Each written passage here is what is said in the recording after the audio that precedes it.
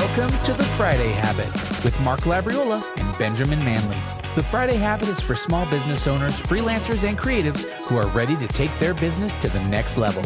Join us as we discover how to apply the strategies we learn to grow our businesses, make more money, and live every day like it's Friday. Hey everybody, welcome to the show. Today Mark is out, but I have an awesome guest with me here today. His name is Kevin Killen, and he stands at the forefront of a new era in artificial intelligence as the CEO of Avos. Under his visionary leadership, Avos is not just another player in the AI industry, but a revolutionary force redefining the boundaries of AI technology. With its proprietary contextually responsive intelligence, CRI, Avos is ushering in the next evolution of AI transforming architecture.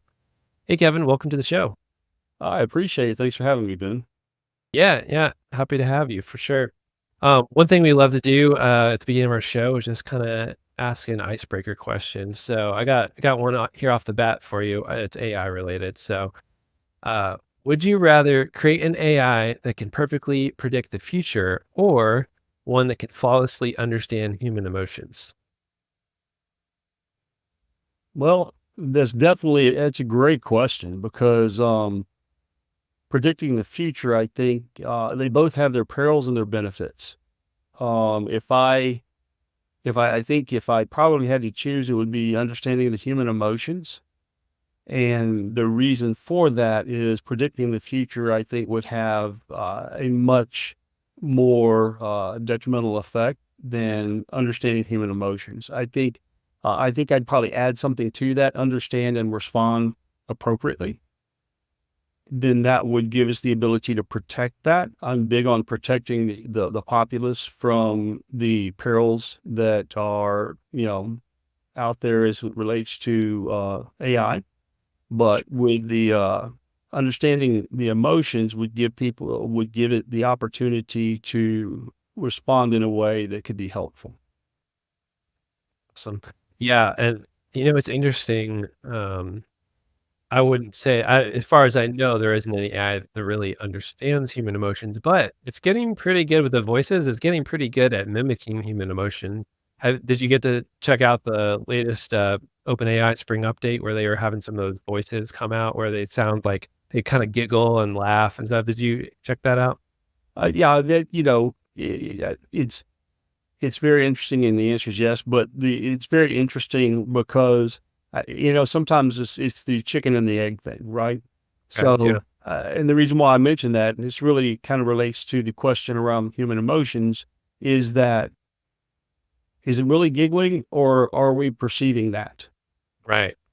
So, and I think that's really what it comes down to. It's the difference between complimenting someone and flattering someone. Right. One is considered to be more sincere than the other. Right. And so they may make the noise and propose to giggle, but it doesn't understand comedy from an intellectual sense. Right. Yeah. Fascinating. Well, hey, I'd love to kind of jump back a little bit, get some of your backstory. Maybe we could start this way. When you were 10 years old, what did you dream of doing as an adult? Did you ever dream you'd be working on AI? What did you think the future held for you? It's ironic that year was a kind of a pivotal year for me. I remember, I was Joe Jock growing up the whole way. And so I always wanted to play for the Dallas Cowboys. And, obviously that didn't, work out. But when I was 10, I also wanted to have 2 sons and a daughter. And I took a babysitting class at a local library so I could babysit, earn a little extra money, and I loved kids. And so the ironic part about it is that I have 2 sons and a daughter. And, however, I ended up playing for the Dallas Cowboys. When I was 10, video games were just,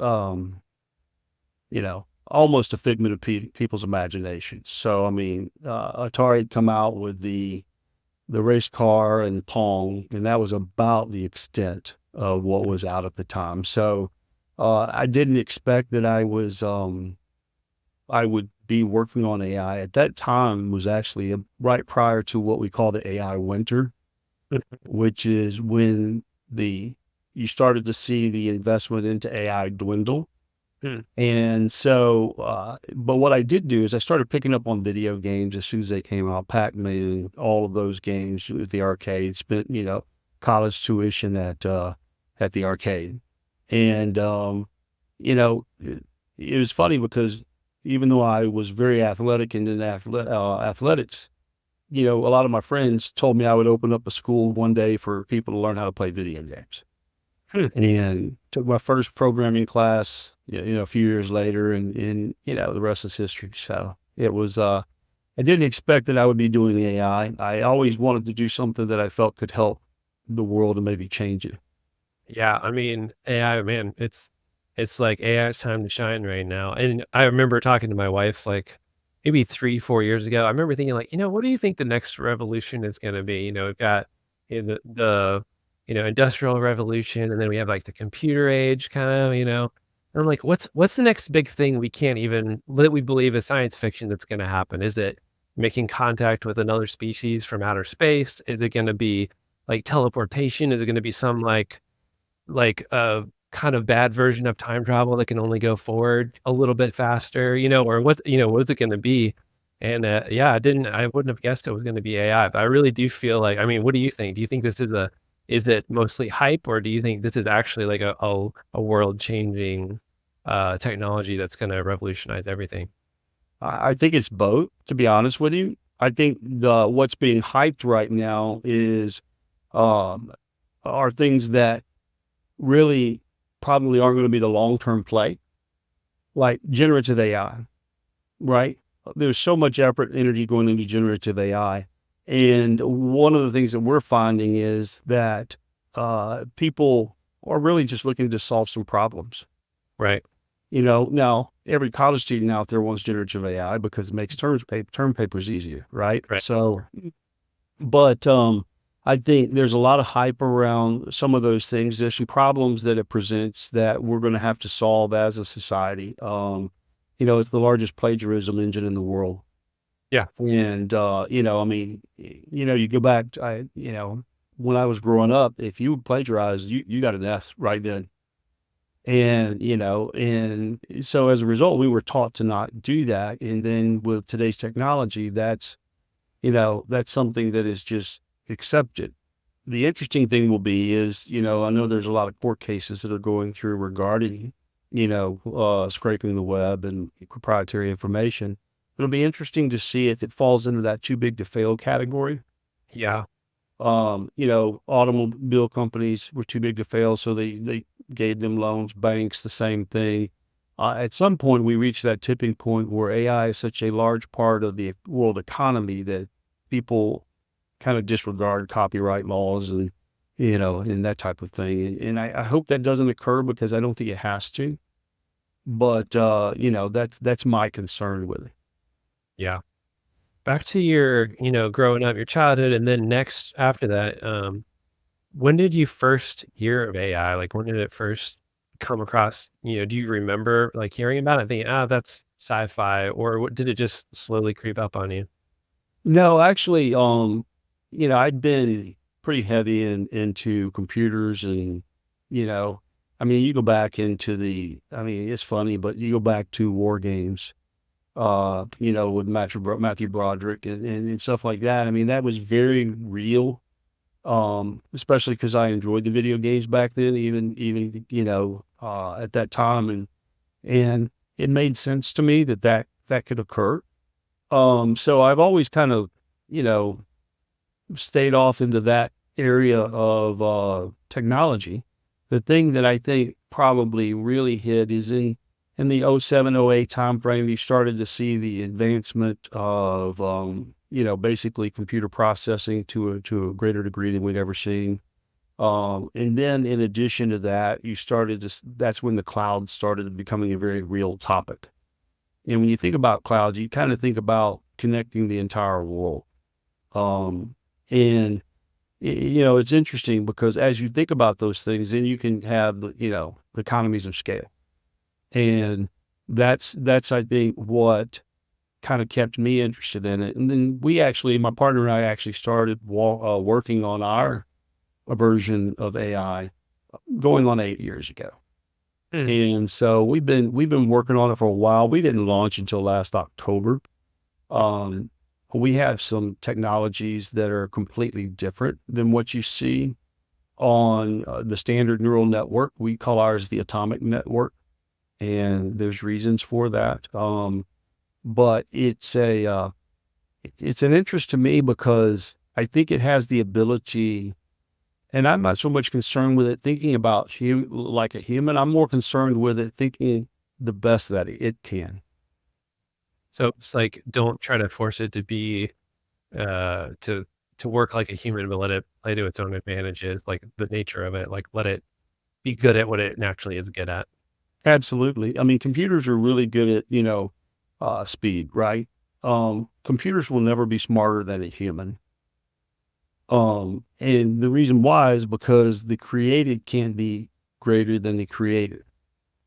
Now, it may learn to do some things faster, but raw intelligence is not going to be smarter than the people who create it. So for me, I look at that, and the real question is, how can AI serve us? And I think that's the key. How can it benefit us in a way that gives us the ability to focus more on each other and help each other? There are things that we can do with it that, I always say it this way. Our AI, what we do is we want it to do things that we don't want to do so we can do the things that we need to do. Yeah, it's sort of like, I mean, it's really not the same thing, but it's like, I don't know, having a dishwasher or something where it's like, hey, in theory, it's a time saver. So if I can do that, then I spend a little less time on the mundane things, so I can focus on something more creative or something that I'm better at. Um, Absolutely. Interesting. What was your journey to becoming a CEO? I know you said you started working on this AI like 8 years ago. Was that your first company? Was that, what was your journey of like being a CEO and becoming a leader? I've actually owned several companies, in the past, everything from, mostly involved in the technology sector, computer companies, networking companies, consulting, that type of thing. Started that, I spent 8 years in the military. So, I actually hunted submarines in the military, and I kind of uh, wised up to the fact that there weren't many submarines going down Main Street of most cities. So I figured I'd You're better like, try something different. how does my expertise translate? Yeah. Exactly. And I was a rescue swimmer, and there was already a full cast at Baywatch, so I figured that wasn't going to work either. Too So, bad. Yeah. but that being said, um, small companies in the very beginning, much smaller companies, and as I was able to undertake some of those adventures. You learn a lot. You learn it fast. That's one of I'm a huge proponent of small business. And the reason why is because you take risks. You don't, it's not like, you go out and most people don't have, absolute enormous amounts of resources to go out and start a small business. They have a passion for it. Yeah. And then they'll go out and they'll feel like, how can I make this product? How can I help somebody? And those are the two main areas that people go out and go into business on. And so, for me, there was a number of iterations. I've owned, this is my seventh business, and I've owned a number of business, and, some didn't do well, some did well, and, and some broke even. And, I think the key more than anything is to learn how to handle the pressure, because if you're going to own a business, there's going to be pressure. Yeah. And I think if you cannot panic when the pressure is high, Mhm. then I think that's, then maybe owning a business is for you. Hmm. So I know you said you have 3 kids. So, and you talk about pressure, and yeah, I definitely identify with that. What would you say, like, what are some moments or types of pressure you've felt, and like, how have you learned to deal with those over time? Like, what are some of your methods for dealing with that? Sure. I mean, obviously there's, the financial pressure, right? Yeah. And, financial pressure is stay as far out in predicting where things are going to go as possible. And just be continually updating that picture. In addition to that, another area is going to be family pressure. And that kind of falls in two different categories for me. There's going to be those that mean well, and they'll say, well, what's your backup plan? Or they'll ask you, do you think that's wise? And what they're really saying is we're concerned for you, Yeah, right? like when you're trying to take a risk, is that what you mean? Like in the business, like, what, I'm going all in on this, and they're like, I don't know about that. Yes, that's exactly what I mean. Especially this one's probably been a little bit more so than others. And the reason why is because it's something that most people don't really have a clue about. Right. They hear the hype and they hear the cautions that you get in the media, and that's about the extent of their knowledge. So when they say, well, what's AI? And if you go into and explain to them what it is, you'll watch their eyes glass over a lot of times about 3 or 4 sentences into the conversation. Good. So, but they mean well. They care about it. And I think it's important to keep that in perspective. And then the other component is that, anytime I always say, if you're going to make over 80, you're going to work over 60, and, typically jobs where you're making 80,000, probably a little bit higher nowadays than, I'm kind of dating myself on that, but, what typically happens is that when you're working a job where you're getting paid at a higher level, you're going to work more hours. We all like to think that there are those people out there that play golf 4 days a week and work a couple days and make six figures, and they don't. It's not that way. But so there's that pressure as well. How do I make sure that I spend time with my family? How do I make sure that and I would love to say I nailed that, but I didn't. I worked too many hours for too many years. One of the things that I try to do today is I try to rectify that a little bit, and to spend time. I think it's important to be in the moment. So if you're in business and you have kids and they want to talk to you, put down the cell phone, turn off the TV. And that's more my approach today than it was when they were younger. But, my 3 kids are all adults now, and it's really how much can I be there for them as an adult as they try to navigate this thing we call life. Right. Yeah. What advice would you give people that do have young kids right now? Like, what are some things they can do to try to be more connected with them? Well, first of all, you're never going to get that time back. And we all hear that. But hearing it and understanding it are two different things. You mentioned 10 years old. I can still visualize the inside of that library that I took that babysitting class at. And that seems like yesterday to me. I can actually take you, it was in Houston, I can actually take you down there and show you where it was at. The only thing that changed is me. So when your kids are there's going to be times that they need you that you don't know they need you. So you need to be paying attention to those subtle cues that are there, between their relationships with other people and their relationships with you, and sometimes just their relationship with their own mind and their own self. Yeah. And I think that's important.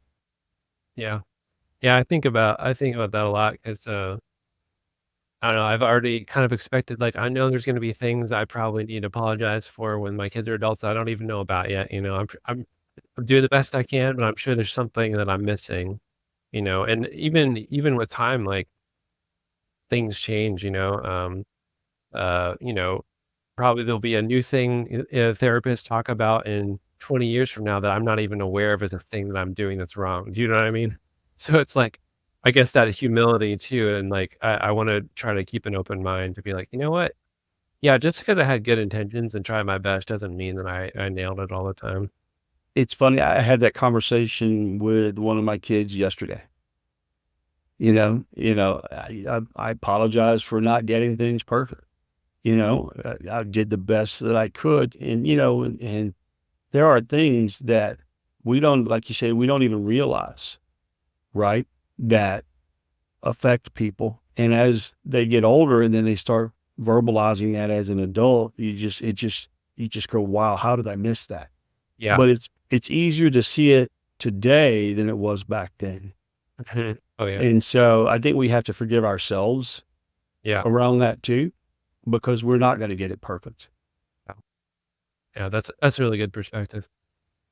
Can you tell me a little bit about more about your company? I really want to learn a little bit more about that. I've been looking at your website a little bit, and I have some questions about like your approach. I'm really curious about some of the terminology, like the contextually responsive intelligence and stuff like that. But could you maybe give me like kind of a overview of like the types of companies that you work with? Like what type of company would hire you, and what kind of things would you be doing for them, so that we can get kind of some examples of the types of problems you guys solve. Sure. No, absolutely. One of the things that we say internally, and it's funny, I always mention we say it internally, but it seems like I'm always saying it externally too, is the world is our market. And what I mean by that is because of how our um, atomic networks are designed, we have the ability to do most anything. But the key is to do what the customer needs. And so as I look at this, one of the things, when I say contextually relevant intelligence, it doesn't matter if I can do generative AI if you don't need it. Right. It doesn't matter if I can do, big data and analysis on that big data if you don't need it. So the real kicker for me is, what does the customer need and how does our technology help them to solve the true problem? And I think that's really important, is because a lot of times people go in and they'll sell somebody something and they will not have let the person speak to get an understanding of what their real need is. So, for example, we do sentiment analysis, going back to the emotional aspect of things, we do sentiment analysis.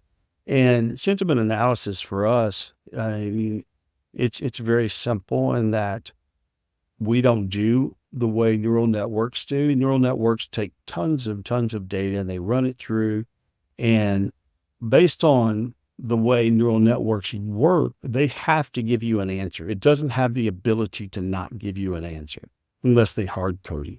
That way I hallucinate sometimes. It's like, Absolutely. And it's great that you said that, because it's exactly what it does. It hallucinates. but up. It just says like, well, I kind of feel cornered here. Sorry, quick aside. This is funny that you mentioned that because, um, so I think a lot of people don't understand this is how like ChatGPT works, with the generative, language models and stuff like that. But, um, I tried to play like a 20 questions game with it. And I said, hey, I want you to think of an animal that starts, basically you think of an animal, don't tell me anything. I'm gonna ask you questions about it. And like, do you have one? It's like, yep, got it. But I know that with ChatGPT, it doesn't, well, at least at this time when I did it, it may be different now. It doesn't have any memory. It's just what's written on the screen. So it's like, have an animal in mind. It's really just responding to what I'm saying and pretending, it's like, it has to say answers to things. So then by the end, I kind of cornered it to the point where I was like, is it bigger than a cat, smaller than a cat, all this stuff, to where I don't think there's any animal that would match what I had. So then I forced it, like, okay, I give up. What is it? And then it said one, and I was like, oh, that doesn't match two of your previous, clues. And it's like, oh, you're right. It's not that, it's this. And I was like, that doesn't match either, because there was no actual animal that matched all of the answers that it gave me. And so it was just kind of interesting how it has to like come up with something even if it's not true, and It does. has to fake it. Anyway, so you're contrasting that. So what's different about, so that's what a neural network does, you say? And then what you guys do, the atomic, I forget what you called it, but Our atomic network. yeah, atomic network. Yeah, our atomic network, we actually, I mean, the way we designed our network, it has the ability to tell you, I don't know. And so what it will do, so for example, is it will come to a best answer that it says, this is what I think it is, but I'm not absolutely certain. And so we have an accuracy level and a confidence level. And those are two different things. Even if our engine is 100% accurate and it knows it's 100% accurate, it will still say my confidence on this answer is maybe 90%. And the reason why is because it's based on the educational data that it received. So if that educational data is not absolutely comprehensive, then it may not have the right answer. But based on the data that it was given, it's 100% accurate. And so we have the ability to know, contextually what we're providing. So it's a lot different than a neural network where it's just a series of gates that it has to go through. The other thing is, are you familiar with Raspberry Pis? I know what it is. Never used one, but yeah. Right. But the Raspberry Pi device, Yeah. we can run our full engine on a Raspberry Pi. Which is basically like a very small, inexpensive computer, right? Exactly. I mean, we're basically typically in a micro, platform, typically 3 inches by 3 inches or something of that nature. That's impressive. So basically it's like you don't need, so I noticed on your site, you also talked about how it's very energy efficient. So I'm assuming that's partly why, because you're not running a like really expensive hardware, that's really power hungry. You don't use GPUs. GPUs cost between 10 and 30,000 a piece. And it's also probably the least energy efficient technology in the world. Because it uses entire banks of GPUs to crunch data. And if you want to retrain a model in AI, you have to actually fire off every neuron in that model. And so let's say you have 100 records out of 100,000 that you need to update, there are some small models out there that you can just do portions of, but you have to run that entire training set through that data set again. Whereas we can actually, first of all, we take typically about 20 to 25% of the amount of data to educate our engines.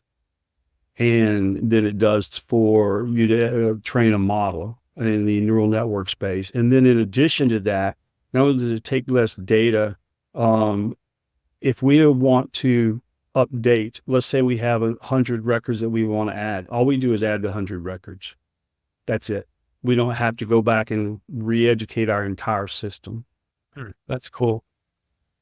Jumping back, you mentioned something about, I don't know the exact terminology you used, but about sentiment. Are you using AI in some way to detect human emotion or sentiment, or what is that? We are, and it's basically done. We're talking text mainly. Now we will be able to do the others. We just aren't putting our energies in that direction at this point.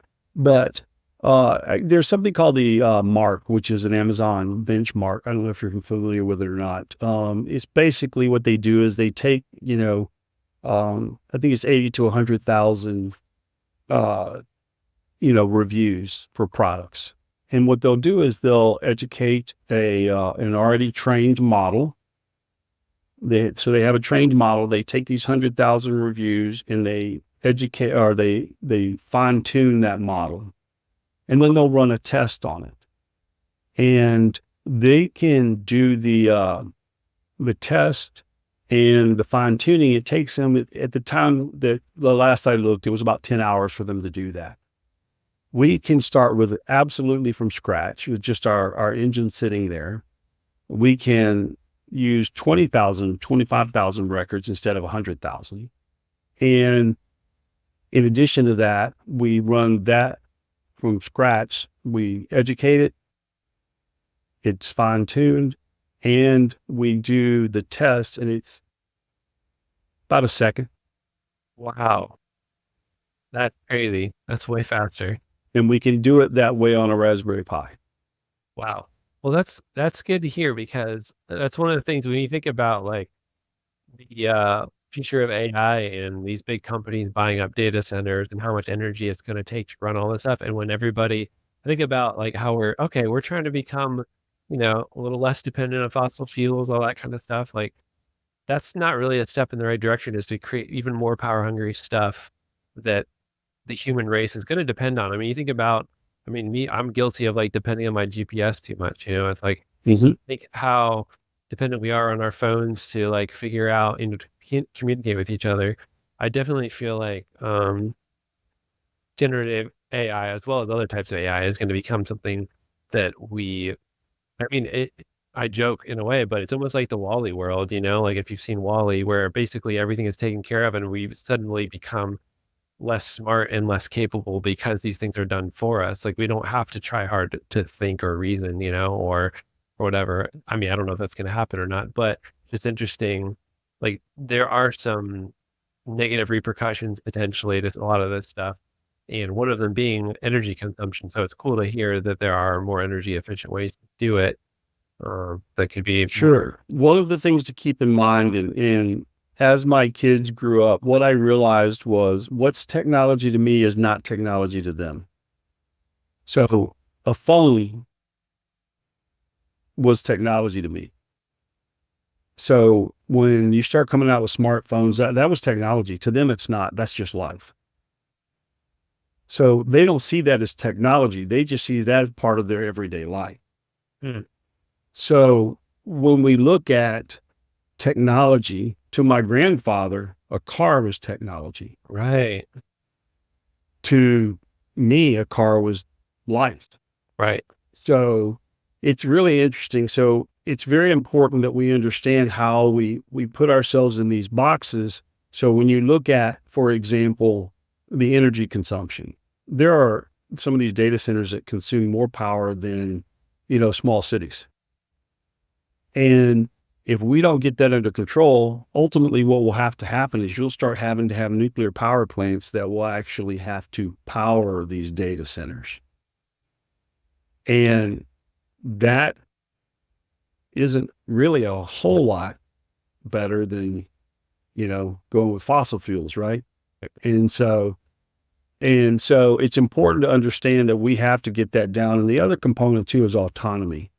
And one of the things that we have the ability to do is we have the ability to run our engines on a Raspberry Pi, and they can also be autonomous. They can make those decisions, and they can make those decisions based on parameters you give them. And then they can also say, well, let's say, for example, you say, well, the bar here is at 80%. If you're at 80%, make the decision. If you're not, don't make the decision, right? And what we can do is we can say, we're at 70%. This is what we believe it to be, and give it back to the human and say, what would you like me to do with this?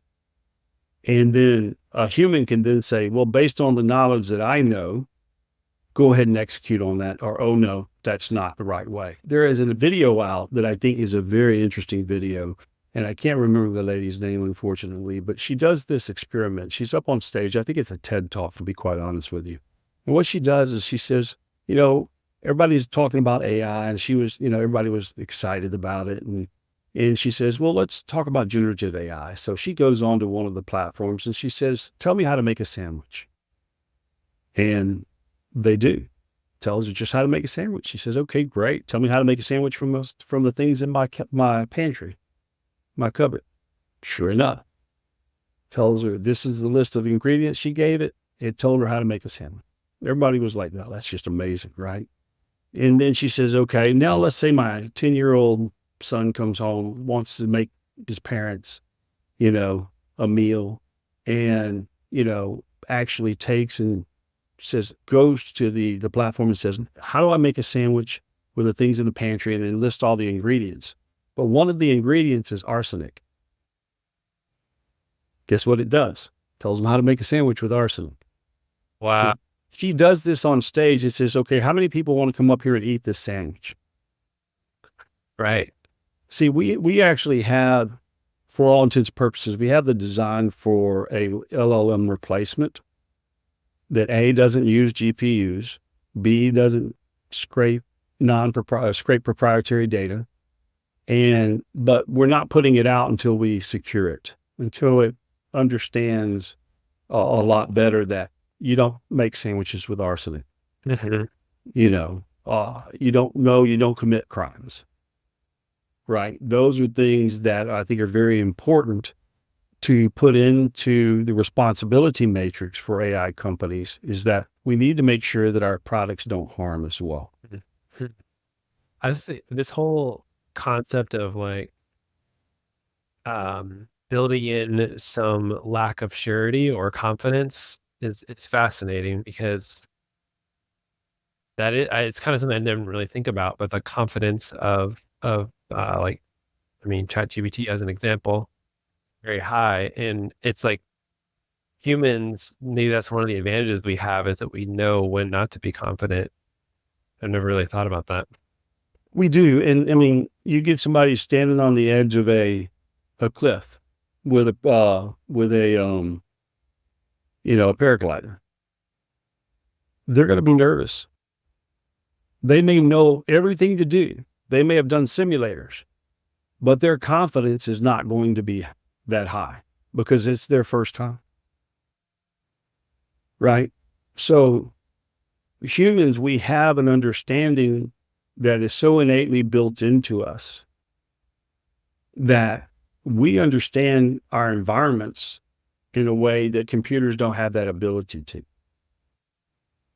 Now we can feed that ability to them, but we're still not there at the level that humans are. Hmm.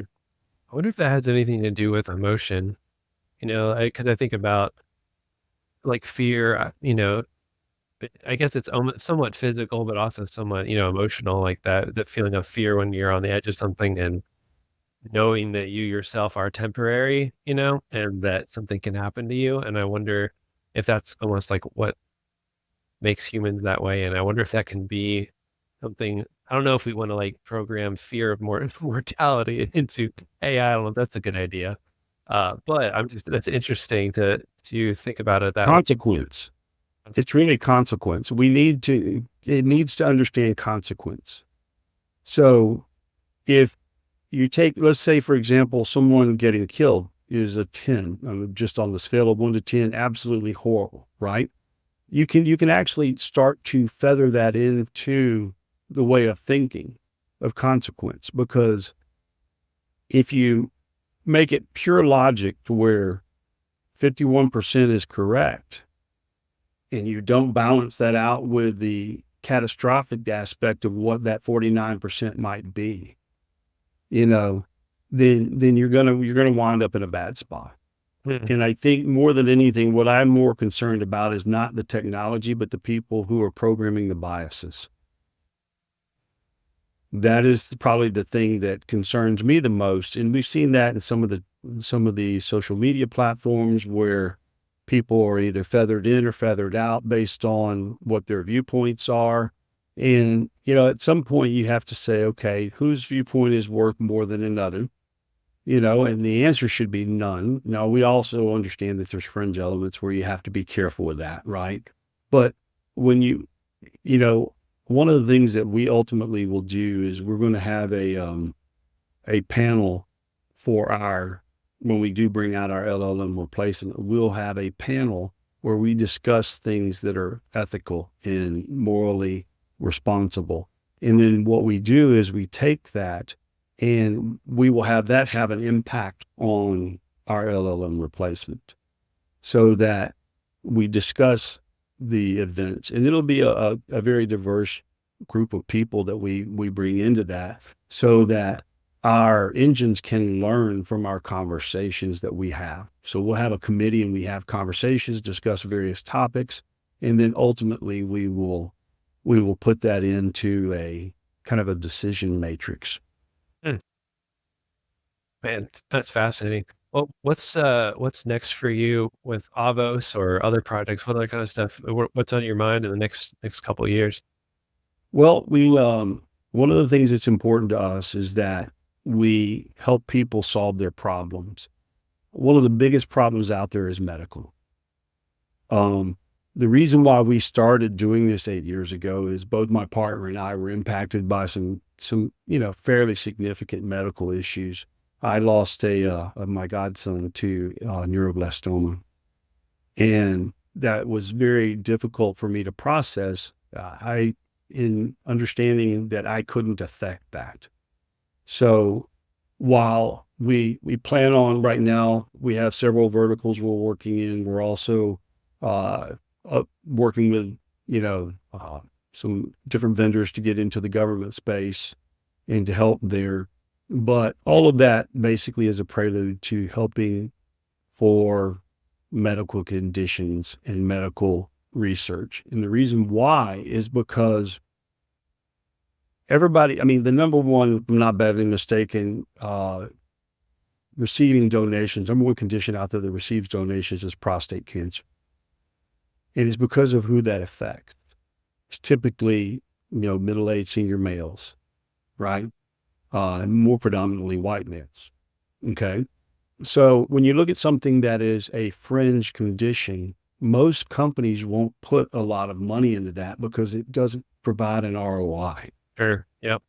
So what we want to do is to be able to take and provide. So for example, right now I'm actually reaching out to some medical platforms to provide our services for all intents and purposes in the beginning for free so that we can help them. And we can do that. If you think about it, I don't have those huge expensive electrical bills that I have to pay for. So I can do that. And then ultimately what I want to do is for us to be able to do that research into conditions that either members of my family have, or even ones that we don't know about yet that are out there. So that those fringe conditions who maybe have 300,000 people in the world that have that condition, they're not left out, that they can actually take and we can do some research into that condition and then help provide either some treatments or some cures. And our goal is to do that either at or barely above cost so that those treatments can then be provided at a reasonable rate by the companies that further those treatments. And then the reason why that's so important to me is because, there's medical companies out there that they make quite a large profit. And they, to their defense, they probably need to based on some of the risks they take. Well, if I can help reduce that cost dramatically using our platform, then the great part about it is people are now getting reduced cost treatment. And that's what I see us really branching into. Obviously the government space is going to be big. We're actually solving a few very much unique problems around sentiment analysis and, and language detection, those types of things. But, at this point, the world is our market and whichever problems that we can go solve and help, we're going to do. Wow. That's beautiful. I love that. Serving people that there is not an economic incentive to serve is like a really great idea and a really great use for AI. That's awesome. Man, well, Kevin, thank you so much for coming on and talking with me. And I feel like I learned so much. And where can people follow you or learn more about your business, or if they're interested in working with you, what's the best way to get a hold of you? Absolutely. You can get a hold of us via our website, which is avos.com. That's AHVOS.com. And then in addition to that, I'm on LinkedIn. People can reach out to me there. Be more than willing to help answer questions as I am able to do there. I'm a little bit older in the generation, so I'm a little bit slower on the uptick when it comes to, some of the other social media platforms. But by all means, those are the ways to easily get a hold of us. Brilliant. Thank you, Kevin. Appreciate it. And thank you guys for listening. Go to thefridayhabit.com to find show notes for the episode. You can also find links to our websites and ways to get in touch. And at the bottom of the page there at thefridayhabit.com, you can download our guide to the Friday Habit System. It'll show you how to set aside one full day each week dedicated to working on your business instead of in your business. And if you enjoyed this episode, please subscribe, leave us a review in the Apple Podcasts app. If you have any questions for us, shoot it over to hello@thefridayhabit.com. And as always, thanks for listening. And until next time, live every day like it's Friday.